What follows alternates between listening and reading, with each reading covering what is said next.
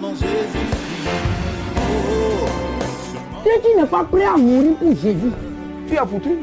je suis juste un étranger. Mes trésors sont gardés. Je vous salue dans le beau précieux nom de notre Seigneur Jésus-Christ. Prions. Éternel Dieu, nous voulons te dire infiniment merci pour la grâce que tu nous accordes. Merci de nous ramener encore à tes pieds pour continuer par nous enseigner sur la grande campagne de séduction à la fin des temps. Prions Seigneur, quand nous entendons ces paroles, et cela peut nous éclairer pour ne pas tomber dans les pieds de séduction de l'ennemi, pour échapper Seigneur au grand plan de destruction de l'ennemi. Te bénissons parce que tu nous as exaucés. Au nom de Jésus, nous avons prié. Amen. Nous retournons dans Deutéronome au chapitre 8. Il dit, verset 1er, vous observerez et vous mettrez en pratique tous les commandements que je vous prescris aujourd'hui afin que vous viviez, que vous multipliez et que vous entriez en possession du pays que l'Éternel a juré de donner à vos pères. Verset 2. Souviens-toi de tout le chemin que l'Éternel ton Dieu t'a fait faire pendant ces 40 années dans le désert, afin de t'humilier et de t'éprouver pour savoir quelles étaient les dispositions de ton cœur et si tu garderais ou non ces commandements. Laisse-moi te dire, mon frère, ma soeur, toi qui me suis, comme tu m'entends maintenant, tu dois t'arrêter un instant. Toi qui te dis, je ne parle pas d'abord de celui qui ne se reconnaît pas comme chrétien ou chrétienne. Toi qui te dis chrétien, qui te dis que tu es enfant de Dieu, je vais te poser la question. Et c'est la réponse que toi-même tu vas donner dans ton cœur, pas une réponse qui est dans ta bouche, non. La réponse qui est dans ton cœur, dans le fond de ton cœur, c'est ça qui détermine la suite. La question est de savoir pourquoi toi, tu as donné ta vie à Jésus, pourquoi tu as reçu Jésus. Laisse-moi te dire, si c'est pour quelque chose dans ce monde que tu as reçu Jésus, si tu es en train de suivre Jésus pour quelque chose dans ce monde, pour un plaisir dans ce monde, pour un honneur dans ce monde, pour une gloire dans ce monde, pour une richesse dans ce monde, pour le mariage dans ce monde, pour avoir une femme dans ce monde, un mari dans ce monde, pour avoir un foyer dans ce monde, pour avoir des enfants dans ce monde, pour avoir de l'argent dans ce monde, pour avoir les richesses de ce monde, pour avoir la notoriété de ce monde, pour avoir la santé de ce monde, pour avoir n'importe quelle chose, le pouvoir de ce monde. Si c'est pour ça, je te garantis que ton décret de départ, d'abandonner Christ là, est déjà signé. Ce n'est pas que ce sera signé, c'est déjà signé, verrouillé. Un jour, tu vas l'abandonner. Sois convaincu. Un jour, tu vas l'abandonner.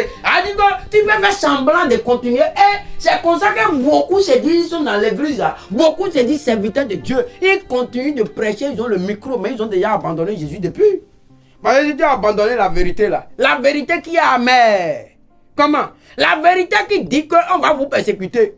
La vérité qui dit que le monde va vous haïr. La vérité qui a dit que vous allez souffrir, qui dit que si quelqu'un veut vivre pieusement dans ce monde, il sera persécuté. Alors, la vérité là, cette vérité là, la vérité qui dit que, regarde dans Hébreux chapitre 11, c'est qui dit, la vérité, ça c'est la vérité. Il dit, verset 13, Hébreux verset 13, il dit, c'est dans la foi qu'ils sont tous morts, sans avoir obtenu les choses promises. Regarde, ils n'ont pas obtenu les choses promises. Hein. Ça c'est autre chose. C'est terrible. Comment Dieu ment? Bon, allons voir. Est-ce que Dieu ment? C'est pas possible. Hébreux, au chapitre 6, verset 17 à 18, dit, c'est pourquoi Dieu voulant montrer avec plus d'évidence aux héritiers de la promesse l'humiliabilité de sa résolution, et intervient par un serment, verset 18, afin que, pas deux choses immuables, il a dit qu'il ne peut pas changer, dans lesquelles il est impossible que Dieu mente. Il c'est impossible, Dieu ne peut pas mentir. On dit que, qui c'est? On dit que Dieu, toute chose est possible à Dieu. La seule chose qui est impossible à Dieu, c'est de mentir, mensonge. Tu sais pourquoi? Parce que le jour où Dieu lui-même devient Satan, parce que c'est Satan. Satan va dire, voilà, j'ai été attrapé maintenant, aujourd'hui tu as utilisé ce que j'ai créé. Parce que la seule chose que Satan a créé, c'est mensonge. Satan n'a créé rien d'autre que ça. C'est pourquoi Jésus l'appelle le père du mensonge. Il est menteur et le père du mensonge, selon Jean 8, 44. Donc, Dieu ne va mentir. Il peut tout faire, toutes choses sont possibles à Dieu. Hein. sauf mentir. C'est pourquoi il dit, regarde, tu as déjà vu quelque part, on a dit qu'il est impossible que Dieu fasse quelque chose. La seule chose que c'est écrit là, qu'il est impossible que Dieu fasse ça, c'est quoi? La même Bible qui a dit que Dieu, toutes choses sont possibles à Dieu là, sauf le mensonge. Il faut ajouter ça, sauf le mensonge. C'est normal parce qu'il n'y a pas de reste sans exception. L'exception là, c'est le mensonge. C'est-à-dire que Dieu a tout son, il peut tout faire. Même le corps de Lazare, ça a pourri. Oh, Dieu peut ressusciter. Avec ta situation qui est gâtée tout là, quoi qu'en soit la situation, c'est-à-dire que tu peux être le champion en péché, toi qui m'entends. C'est pourquoi moi je dis que les gens sont là, ils croient, ils regardent pas. Regardez, ceux qui ne croient pas au Seigneur Jésus-Christ, moi j'ai compassion pour eux, moi je les aime. Oui, parce que Jésus là, il est venu comment? Il dit quoi? Il avait compassion pour la foule. Oui, Dieu lui, il a aimé le monde. Et si nous sommes devenus ses enfants, nous devons aimer le monde. Le monde qu'il a aimé, il ne faisait pas le système du monde. Il faut faire la différence. Il aime les hommes qui sont dans les griffes de Satan en train de se faire, il les aime. Et nous-mêmes, nous devons les aimer. Si tu ne les aimes pas, comment tu viens aller les prêcher l'évangile? Comment un docteur veut traiter un malade s'il n'aime pas le malade là? Ah non. Si le malade sait que ce docteur-là est son ennemi, attends, toi là, quel est ce malade qui ira se remettre dans les mains d'un docteur que lui-même, il sait que c'est son ennemi, mais il sait qu'il va, si c'est son ennemi là, il sait que là, il va, ce sera l'occasion en or pour lui pour finir avec lui. Donc il préfère même que la maladie le tue plutôt que d'aller chez le docteur là qui sait que c'est son ennemi. Parce qu'il ne sait pas tout ce qu'il va mélanger dans ces seringues là pour pouvoir lui injecter. Tu as vu ça? Non, aucun homme ne va faire ça. Il ira se remettre, il est malade parce qu'il est malade, il va se remettre dans les mains d'un docteur qui est son ennemi qui veut sa mort. Non! Et ça ne peut pas marcher. Donc tu n'es pas enfant de Dieu pour vouloir la mort des païens. Non, au contraire, tu dois les aimer. Et c'est en cela que quand tu viens vers l'évangile vrai, il va t'écouter. C'est en cela que tu vas prier pour lui. Parce que quand tu vas prier, quand tu comprends que, comme il est dit dans 2 Corinthiens au chapitre 4, il dit quoi? Verset 3, il dit si notre évangile est encore voilé, il est voilé pour ceux qui périssent. Pour les incrédules dont le Dieu de ce siècle a aveuglé l'intelligence afin qu'ils ne vissent point briller la splendeur de la gloire, de l'évangile de la gloire de Christ qui est l'image de Dieu. Tu sais que c'est parce que lui ne voit pas. Et c'est quelqu'un qui a aveuglé son intelligence. Et toi tu as la lumière, tu as la parole de Dieu, c'est la lumière pour l'éclairer. Alors tu dois apporter la vérité. Donc Dieu n'est pas menti, nous revenons dans Hébreux chapitre 6. Il dit Dieu n'est pas menti. Et nous venons avec cette vérité-là. Mais quand tu viens avec cette vérité, ça ne veut pas dire que tu es ennemi des hommes qui ne connaissent pas cette vérité. Ceux qui ne connaissent pas cette vérité-là, ils sont dans les pièges de l'ennemi. Toi, tu dois les enlever. Mais c'est toi qui dois les enlever de ces pièges. Parce que le diable leur dit, voici le piège. Le diable les fait croire que non. La vie s'arrête ici sur la terre. La bonne vie, c'est qui prouve que tu as réussi. C'est lorsque tu as beaucoup d'argent. C'est lorsque tu as beaucoup de diplômes. C'est lorsque tu as couché avec toutes les couleurs de femmes. C'est lorsque tu jouis de tous les plaisirs de ce monde. C'est lorsque tu es ministre. C'est lorsque tu es DG. C'est lorsque tu es président. C'est lorsque tu es roi. C'est lorsque tu es empereur. C'est lorsque tu es général. C'est lorsque tu es ceci. C'est lorsque tu es cela. Que c'est ça qui prouve que tu as réussi. Ça, c'est le mensonge, ça. C'est le mensonge de Satan. Et Jésus va dire, dans Matthieu 7, verset 6, et que servirait-il à un homme de gagner le monde entier de perdre son âme? Hein? Ça, c'est la question fatidique que tout homme ça, il doit se poser. Parce qu'il dit quoi? Regardons, dans Proverbe chapitre 11, verset 30. Le fruit du juste est un arbre de vie, et le sage s'empare des âmes. Le sage s'empare des âmes. Donc un homme sage va se préoccuper d'abord de son âme. Et un homme sage s'est préoccupé de son âme ayant vu son âme sauvée sur la voie du ciel, doit aussi s'emparer des âmes. C'est-à-dire quoi? Chercher à sauver les âmes. Mais le piège, c'est toi. Regardez aujourd'hui, ce qui est en vogue, c'est quoi? Les gens vont prendre la Bible, c'est pour aller enseigner comment on gagne des milliards. Bon, celui qui est en train de dire, de donner enseignement pour montrer, il se dit pasteur, apôtre, docteur, ceci, cela, avec tous les titres. Et qui, toujours dans son message, il s'élève là, c'est comment faire pour réussir dans ce monde. Qui est son problème? Comment faire? Hein? Comme si Jésus, avant que Jésus ne vienne sur la terre, là, est-ce que les gens ne faisaient pas les affaires, ils ne réussissaient pas sur la terre? Oh, quelle misère! Qui t'a trompé, qui vous attendait, qui vous a envoûté? Serviteur de Dieu. C'est toi! Toi qui dois apporter la lumière, apporter la vérité pour délivrer l'humanité du piège de la séduction des richesses, la séduction du pouvoir, la séduction des plaisirs dans lequel le monde est tombé. Le monde est tombé dans cette séduction. Et toi, qui dois sortir l'humanité de cette séduction, si toi-même tu es déjà séduit par cette même chose, en sorte que tu ne peux plus dire la vérité si tu es séduit par ça. Oh, Jésus dit si le sel perd sa saveur. Oh, quel dégât! Quel dégât! Quel dégât, mon frère! Quel dégât! Si le sel perd sa saveur, si tu es le sel et que tu as déjà perdu ta saveur, alors avec quoi? Avec quoi? Dans Matthieu chapitre 5, verset 13, il dit, vous êtes le sel de la terre.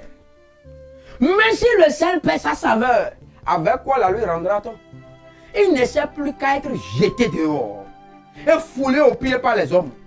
Voilà. Le sel de la terre, c'est l'église. Le sel de la terre, c'est les serviteurs servants de Dieu. Vous savez pourquoi? Parce que quand on dit le sel, c'est le sel qui fait que la nourriture a de la saveur, qui donne de la saveur. Ça veut dire que s'il n'y a pas le sel dans la nourriture n'a pas de goût. Ce qui va faire que ce monde, ça veut dire quoi? Pour que ce monde soit vivable, ce qui fait que ce monde est vivable, peut doit être vivable, c'est l'église. C'est les enfants de Dieu. Et c'est ce que Jésus est en train de dire. Mais, si le sel perd sa saveur, c'est-à-dire quoi? Si ce qui va faire, parce que, regardez, depuis Caïn et Abel, est-ce que le monde était vivable? Non. Mais, est-ce qu'il y a une famille plus riche sur la terre que la famille d'Adam? Est-ce qu'il y a un homme qui peut être plus riche? Aujourd'hui, on dit que l'homme, est-ce qu'il est l'homme le plus riche? Je dis non, de la terre, non. Il n'a jamais été l'homme le plus riche. Et on dit qu'il a battu des records. Ça, et vous-même, toi-même, enfant de Dieu, toi, tu penses que lui a battu quel record? Aucun homme ne peut battre le record d'Adam. Aucun homme. Quel homme peut battre le record d'Adam? Parce que quand Adam a été créé, là, toute la terre, le globe tout entier, avec tout ce qui renferme la terre, renferme là, appartenait à qui? Qui était le propriétaire de ça? Qui avait ça pour possession? C'est Adam. Qui était le président du monde aujourd'hui là? Il y a des présidents des pays, c'est coupé, c'est-à-dire la terre a été coupée en portions. Et tu vas avoir un président d'un pays ici, d'une portion de terre ici, tu vas avoir un roi d'une portion de terre ici. Et les gens se battent comme ça, mais attends. Tu vois comment, et toi-même, les gens se battent pour ça, et toi-même, tu te dis, enfin, tu te bats pour ça, tu es foutu, tu es un homme misérable, c'est-à-dire le plus insensé de tous les hommes sur la terre, c'est toi. C'est même pas les païens qui se battent, c'est toi, enfant de Dieu, qui te bats pour ça. Pourquoi? Parce que toi, normalement, tu es censé savoir que, mais attends, il y a quelqu'un qui avait vécu sur la terre, et lui, il avait tous les royaumes de la terre à sa possession, il avait toutes les portions, tous les états, tout ce qu'il y a sur la terre, c'était pour lui, il s'appelle Adam. Et pourtant, il a fini où? Il avait la paix. Il avait la paix. La famille la plus héritière au monde, c'était Caïn et Abel. Attends, ils avaient la paix.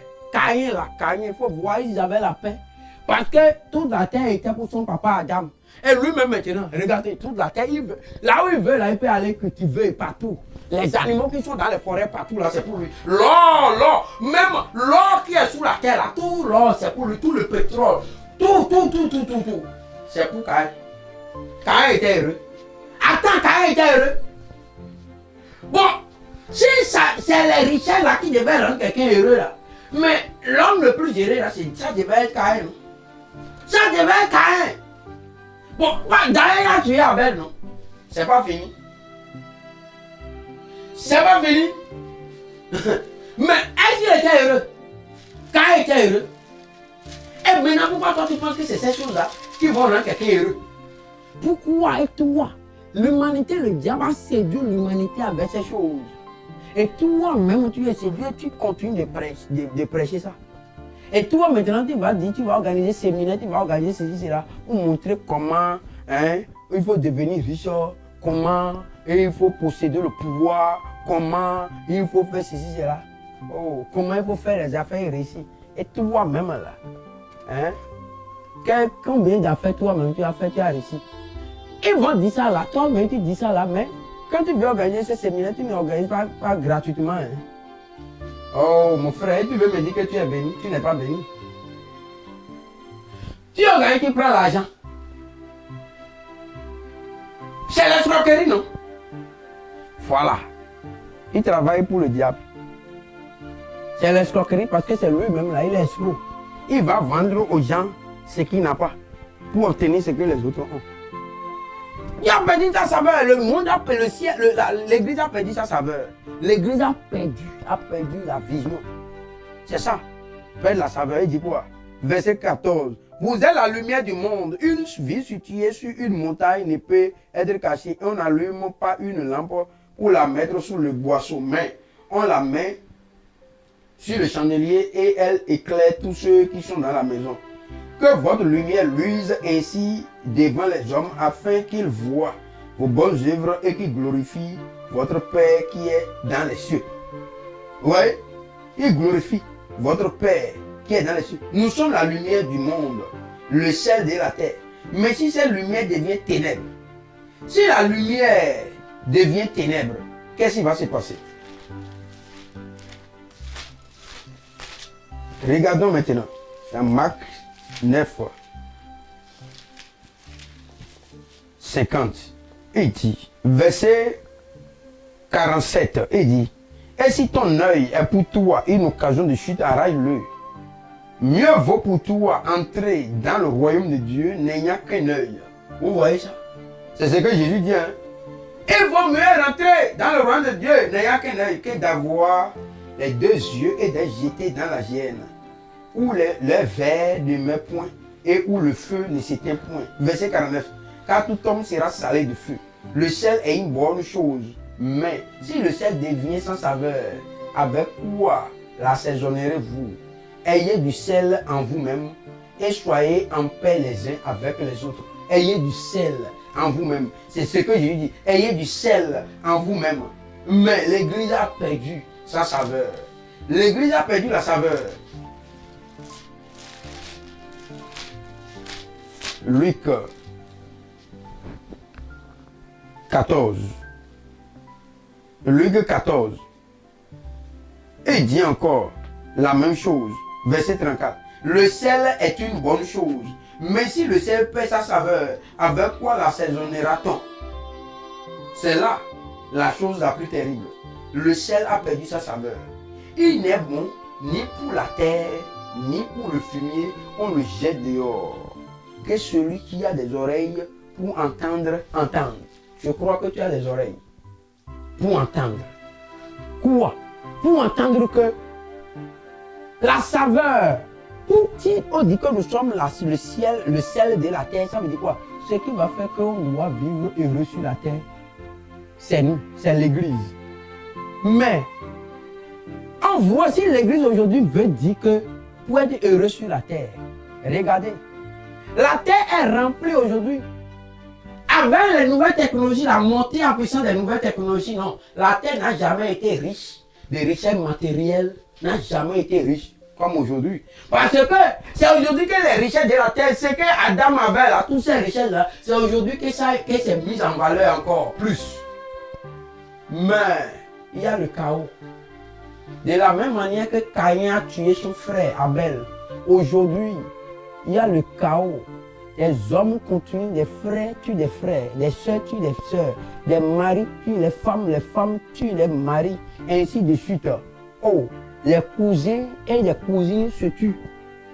Les choses abominables se font sur la terre. La haine a rempli la terre, la jalousie a rempli la terre, le mensonge a rempli la terre, la souffrance a rempli la terre. Des gens possèdent des milliards, des tonnes de milliards pour eux seuls, pendant que des gens cherchent 100 francs par jour pour manger, ils n'en trouvent pas. Et vous pensez que quoi? Et la terre donc est dans la misère. Malgré l'abondance des richesses sur la terre, les gens sont dans la misère. Et vous pensez que c'est la richesse. Qu'est-ce qui fait que les gens sont dans la misère? Les gens ne sont pas dans la misère parce qu'il y a manque de nourriture. Les gens n'ont pas faim sur cette terre parce qu'il y a manque de nourriture. Non. Les gens ne sont pas malades parce qu'il y a manque de moyens pour soigner les malades. Non. Les gens sont à cause, les gens souffrent sur la terre à cause du cœur mauvais des hommes. Parce qu'ils n'ont pas Dieu dans leur cœur. Parce qu'il y a suffisamment de nourriture sur la terre pour que tous les hommes mangent et qu'ils soient heureux. Il y a suffisamment dans tous les pays au monde. Il y a suffisamment. Mais, malheureusement, donc ce n'est pas ces choses qui doivent amener le bonheur. Ce qui va amener le bonheur, c'est le changement du cœur de l'homme. Dieu veut que les hommes soient heureux. Mais si le cœur des hommes ne change pas, si le cœur ne change pas, quel bonheur les gens peuvent avoir? Et toi, au lieu d'aller travailler sur le cœur, de donner les messages, parce que toi-même ton cœur est corrompu, un homme ne peut donner que ce qu'il a. Si toi-même ton cœur est corrompu, ton cœur, si les hommes savent que ils sont passagers sur la terre, si quelqu'un sait qu'il est passager sur la terre, est-ce qu'il peut avoir des milliards sur son compte pendant que les gens sont en train de mourir à côté de lui? Non, il ne peut pas. Mais s'il ne sait pas qu'il est passager sur la terre, il peut tuer des gens pour avoir l'argent, il peut tuer les gens pour avoir le pouvoir, il peut tuer les gens pour avoir ce qu'il veut. Mais parce que lui, il ne pense pas qu'il est passager sur la terre. Mais un homme qui sait qu'il est passager sur la terre, tout change. Donc toi-même, c'est pourquoi toi-même tu te dis pasteur, enfant de Dieu, docteur, apôtre, évangéliste, ceci, cela. Mais tu fais la même chose. Que c'est ça qui est dangereux. Toi qui devrais enseigner aux autres de se repentir, de sortir de ces mauvaises choses, de savoir que nous sommes des pèlerins, des voyageurs sur la terre et que c'est la cité céleste, c'est là-bas, il y a le bonheur éternel. Toi-même, tu cours pour la terre, toi-même, tu es accroché aux choses de la terre. Comment tu peux maintenant réannoncer aux choses? Comment? Si toi-même, tu cours comme si tu ne vas jamais mourir, si toi-même tu cherches les choses, tu cherches la gloire de ce monde, le pouvoir de ce monde, l'autorité de ce monde, le bonheur de ce monde, l'honneur dans ce monde, et entre pasteurs, évangélistes, docteurs, vous mentez les uns sur les comptes des autres, vous faites la jalousie, vous faites la guerre, vous faites l'élection, mais on fait même élection. On va désigner un pasteur pour faire ceci, cela. Mais vous avez trouvé ça où? C'est dans quelle Bible vous avez trouvé ça? Et non, il faut me dire c'est dans quelle Bible? Vous avez amené la politique du monde à l'église. Vous avez amené la politique du monde à l'église. Maintenant, là, ce n'est plus le Saint-Esprit qui choisit les gens. Hein. Mais moi, j'ai lu dans la Bible. Regardez ce que moi j'ai lu dans la Bible. Regardez ce que j'ai lu par exemple dans la Bible. Alors, dans Actes chapitre 13. Oh, ça c'est quel dégât. Voyons ici dans Actes chapitre 13. Ce qu'il dit ici. Alors, il dit, verset 2, il dit, pendant qu'ils servaient le Seigneur dans leur ministère et qu'ils venaient, le Saint-Esprit dit, mettez-moi à part Barnabas et Saul pour l'œuvre à laquelle je les ai appelés. C'est le Saint-Esprit choisi qui va faire quoi? Mais aujourd'hui, c'est l'élection. On va faire dans l'église. Oh, regardez, le monde est venu dans l'église. Si le monde est venu dans l'église maintenant, qu'est-ce que l'église a prouvé au monde? C'est normal. Si le monde est venu dans l'église, l'église n'a rien à prouver au monde, c'est foutu. C'est gâté. Quoi? J'ai dit quoi? C'est gâté. Si le monde, attends, si le monde est venu s'asseoir dans l'église, si les poursuites du monde sont devenues les poursuites des enfants de Dieu, si le monde est en train de poursuivre quelque chose, attends, si le monde, toi tu viens à Jésus, tu es en train de poursuivre l'argent, la gloire, l'honneur, les choses de ce monde-là. Alors, comment tu peux être prêt à mourir pour Jésus? Tu n'es pas prêt. Non! Tu vas voir que si la menace vient par rapport au ce que tu prêches, si tu continues de prêcher comme ça, là, on va te couper la tête, tu vas dire, pardonnez, je vais prêcher.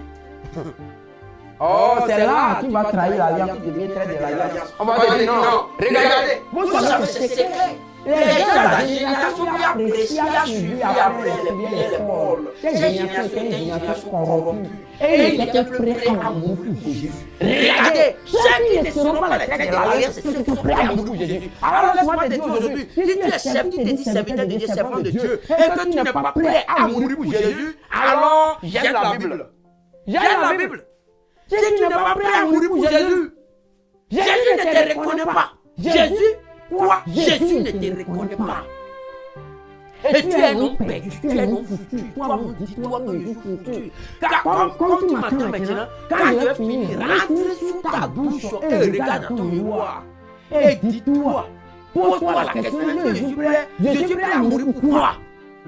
Tu n'es pas prêt à mourir pour Jésus. Tu es foutu. Pourquoi? Parce que tu es dans sa vision. Tu es dans sa vision. Tu es dans sa vision. Et tu es dans sa conviction. Regarde, c'est quoi la vision? C'est quoi la conviction?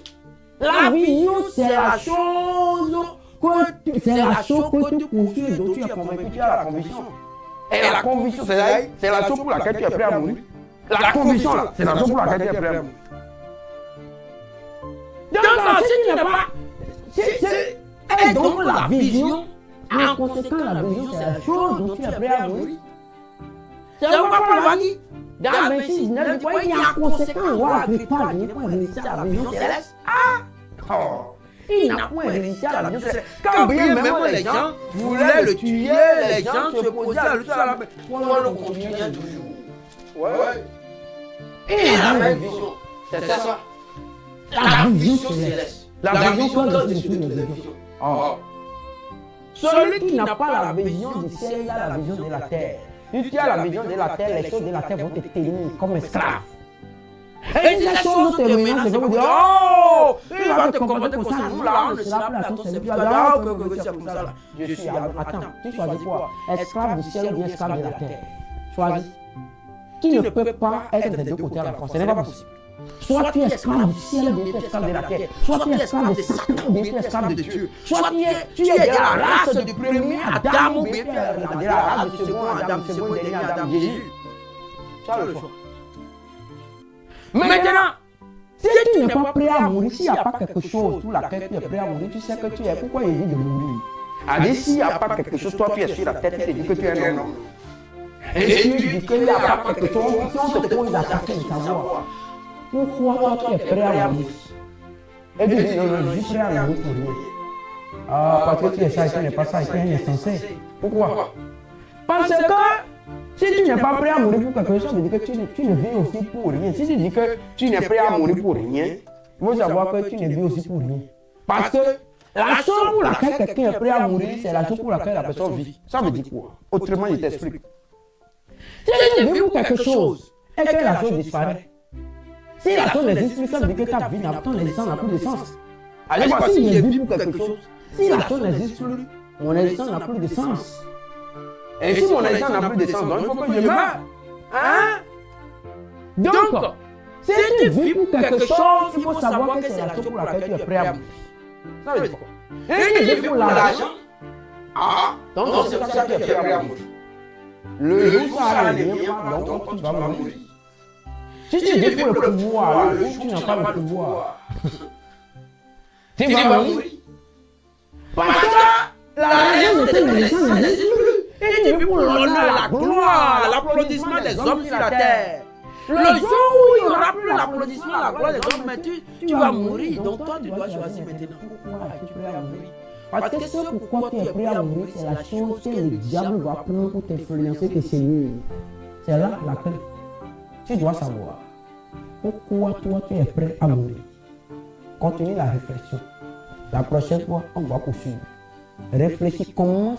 Il ne faut pas te mentir toi-même, ne te séduis pas. Sois convaincu de ce pourquoi tu es prêt à mourir. Quant à moi, la seule chose pour laquelle je suis prêt à mourir, c'est Jésus-Christ. Si c'est pour lui, je préfère. Même pour autre chose, jamais. Parce que si je meurs pour Jésus, mon âme sera sauvée pour l'éternité. Mais mourir pour autre chose, c'est perdre mon âme pour toujours. J'ai fait le bon choix. Et toi, quel est ton choix? Si tu as fait autre choix que mon choix que j'ai fait, c'est le moment pour toi, pendant que tu entends ce message, de rentrer en toi-même, de te repentir, de savoir que tu as fait le mauvais choix, le choix le plus insensé, le pire des choix. Réponds-toi maintenant, avant qu'il ne soit trop tard. Seigneur éternel Dieu, nous voulons te dire infiniment merci pour la grâce que tu nous accordes.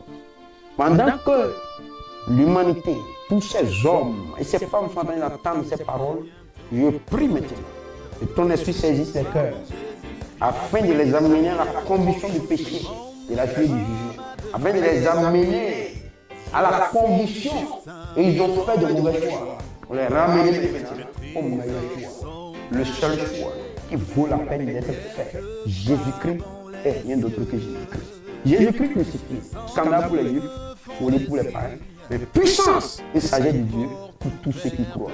Merci Père parce que tu nous as exaucés. Au nom de Jésus-Christ, nous avons prié. Amen. Dans ce monde ici-bas,